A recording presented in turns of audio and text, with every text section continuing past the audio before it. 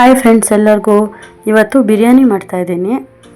ಅದಕ್ಕೆ ಏನೇನು ಐಟಮ್ ಬೇಕು ಅಂತಂದರೆ, ಒಗ್ಗರಣೆಗೆ ಚಕ್ಕೆ, ಲವಂಗ, ಏಲಕ್ಕಿ ಮತ್ತು ಸ್ವಲ್ಪ ಮೆಂತ್ಯ ಸೊಪ್ಪು ಇದಿರುತ್ತಲ್ಲ, ಕಸೂರಿ ಮೇಥಿ ಅಂತ ಅದು, ಮತ್ತು ಖಾರಕ್ಕೆ ಖಾರದ ಪುಡಿ, ಧನಿಯಾ ಮತ್ತು ಗರಂ ಮಸಾಲ ಪುಡಿ ಇಟ್ಕೊಂಡಿದ್ದೀನಿ.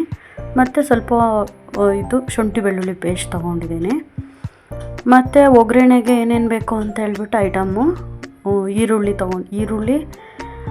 ಟೊಮೆಟೊ ಮತ್ತು ಕೊತ್ತಂಬರಿ ಸೊಪ್ಪು, ಪುದೀನ ಸೊಪ್ಪು, ಸ್ವಲ್ಪ ಹುಳಿಗೆ ನಿಂಬೆಹಣ್ಣು ತೊಗೊಂಡಿದ್ದೀನಿ. ಮತ್ತು 1/2 kg ಚಿಕನ್ ತೊಳೆದ್ಬಿಟ್ಟು ಮ್ಯಾರಿನೇಟ್ ಮಾಡಿ ಇಟ್ಕೊಂಡಿದ್ದೀನಿ.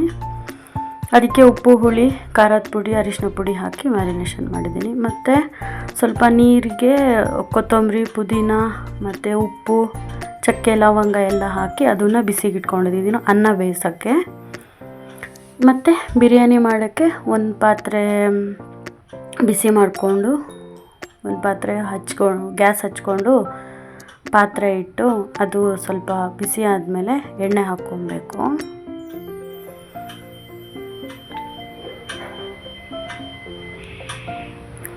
ಪಾತ್ರೆ ಬಿಸಿ ಆದಮೇಲೆ ಎಣ್ಣೆ ಹಾಕ್ಕೊಬೇಕು. ಮತ್ತು ಎಣ್ಣೆ ಬಿಸಿ ಆದಮೇಲೆ ಸ್ಪೈಸಸ್ ಇಟ್ಕೊಂಡಿದ್ವಲ್ಲ, ಚಕ್ಕೆ, ಲವಂಗ, ಏಲಕ್ಕಿ, ಗರಂ ಮಸಾಲ ಐಟಮ್ಸ್ಗಳೆಲ್ಲ, ಅದನ್ನು ಹಾಕಿಬಿಟ್ಟು ಚೆನ್ನಾಗಿ ಫ್ರೈ ಮಾಡ್ಕೊಬೇಕು. ಇದು ಫ್ರೈ ಆದಮೇಲೆ ಈರುಳ್ಳಿ ಹಾಕ್ಕೊಂಡಿದ್ವಲ್ಲ, ಈರುಳ್ಳಿನ ಉದ್ದುದ್ದಕ್ಕೆ ಹೆಚ್ಕೊಬೇಕು. ಅದನ್ನು ಫ್ರೈ ಮಾಡ್ಕೊಬೇಕು. ಅದು ಟ್ರಾನ್ಸ್ಪರೆಂಟ್ ಕಲರ್ ಬರುತ್ತಲ್ಲ, ಆ ಥರ ಟ್ರಾನ್ಸ್ಪರೆಂಟ್ ಕಲರ್ ಬರೋ ಥರ ಹುರ್ಕೊಬೇಕು. ಚೆನ್ನಾಗಿ ಅದು ಫ್ರೈ ಆದಮೇಲೆ ಈ ಥರ ಒಂಥರ ಟ್ರಾನ್ಸ್ಪರೆಂಟ್ ಕಲರ್ ಆಗುತ್ತೆ ಈರುಳ್ಳಿ. ಆ ಥರ ಆದಮೇಲೆ ಟೊಮೆಟೊ ಹಾಕ್ಕೊಬೇಕು. ಟೊಮೆಟೊ ಹಾಕ್ಕೊಂಡು ಚೆನ್ನಾಗಿ ಅದನ್ನು ಸ್ವಲ್ಪ ತಿರುಗಿಸ್ಕೊಂಡ್ಮೇಲೆ ಅದಕ್ಕೆ ಉಪ್ಪು, ಅರಿಶಿನ ಪುಡಿ ಹಾಕಿಬಿಟ್ಟು ಫ್ರೈ ಮಾಡ್ಕೊಬೇಕು. ಟೊಮೆಟೊ ಚೆನ್ನಾಗಿ ಬೇಯಬೇಕು. ಈ ಟೈಮಲ್ಲಿ ನಾವು ಅರಿಶಿನ ಪುಡಿ, ಉಪ್ಪು ಹಾಕ್ಕೊಳೋದ್ರಿಂದ ಟೊಮೆಟೊ ಹಣ್ಣು ಚೆನ್ನಾಗಿ ಬೇಯುತ್ತೆ. ಆಮೇಲೆ ಶುಂಠಿ ಬೆಳ್ಳುಳ್ಳಿ ಪೇಸ್ಟ್ ನಾನು 1.5 ಸ್ಪೂನ್ ತೊಗೊಳ್ತಾ ಇದ್ದೀನಿ.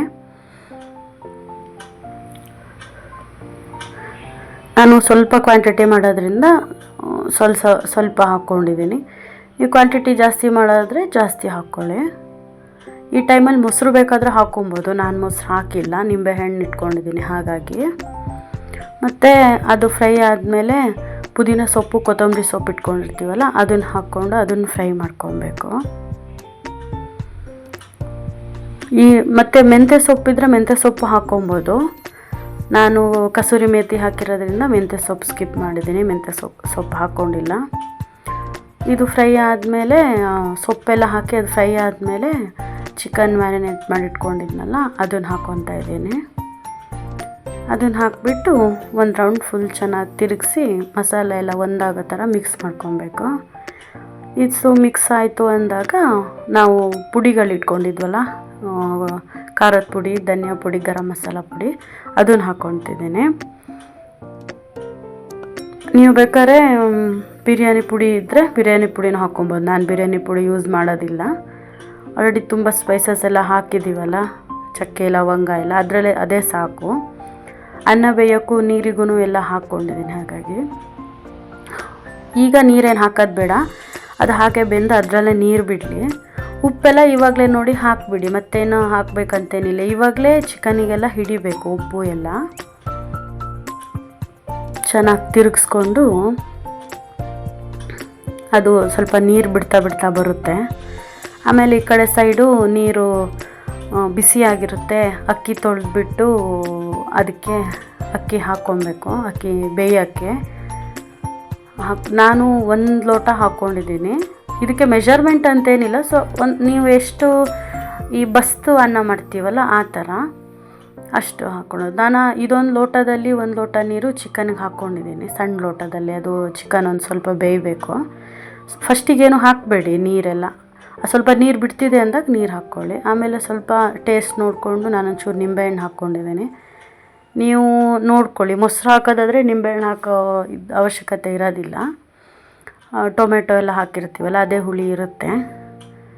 ಆಮೇಲೆ ಸ್ವಲ್ಪ ಅನ್ನ ಚೆಕ್ ಮಾಡ್ತಾ ಇರಬೇಕು ಬೆಂದಿದೆಯಾ ಅಂತ. ಇದು ಸ್ವಲ್ಪ ಬೆಂದರೆ ಸಾಕು. ಅದನ್ನು ಕೈಯಲ್ಲಿ ಹೀಗೆ ಮುಟ್ಟಿ ನೋಡುವಾಗ ಗೊತ್ತಾಗುತ್ತೆ.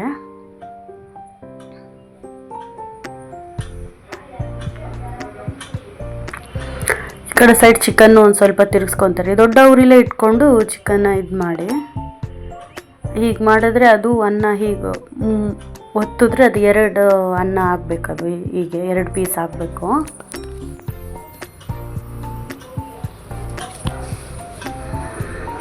ಆಮೇಲೆ ಅದನ್ನು ಇದು ಈ ಚಿಕನ್ ಗ್ರೇವಿ ಥರ ಮಾಡಿಟ್ಕೊಂಡಿದ್ವಲ್ಲ ಅದ್ರ ಮೇಲ್ಗಡೆ ಲೇಯರ್ ಥರ ಹಾಕಿ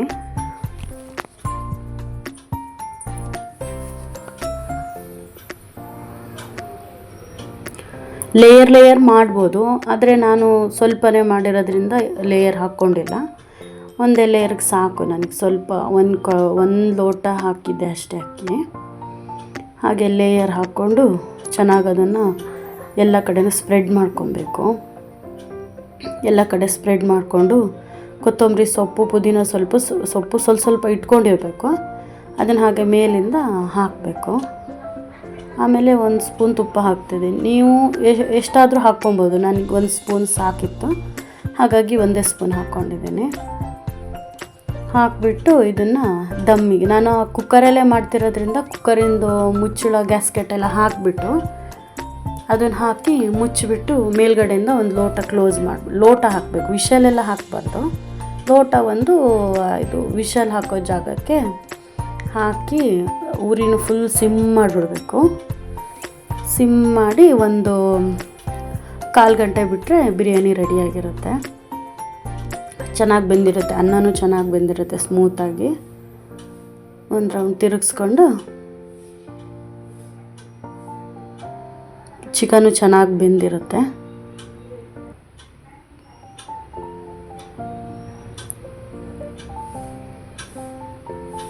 ಚಿಕನ್ ಎಲ್ಲ ಚೆನ್ನಾಗಿ ಬೆಂದಿರುತ್ತೆ. ಆಮೇಲೆ ಅದನ್ನು ಒಂದು ಪ್ಲೇಟಿಗೆ ಹಾಕ್ಕೊಂಡ್ರೆ ಬಿರಿಯಾನಿ ರೆಡಿಯಾಗಿರುತ್ತೆ. ಟ್ರೈ ಮಾಡಿ, ಹೇಗೆ ಮಾಡೋದು ನೋಡಿದ್ದೀರಲ್ಲ, ಇನ್ನು ನಾನು ಮಾಡಿದ ಥರನೇ ಟ್ರೈ ಮಾಡಿ. ಸಬ್ಸ್ಕ್ರೈಬ್ ಮಾಡಿ ಫ್ರೆಂಡ್ಸ್, ಲೈಕ್ ಮಾಡಿ. Thank you friends.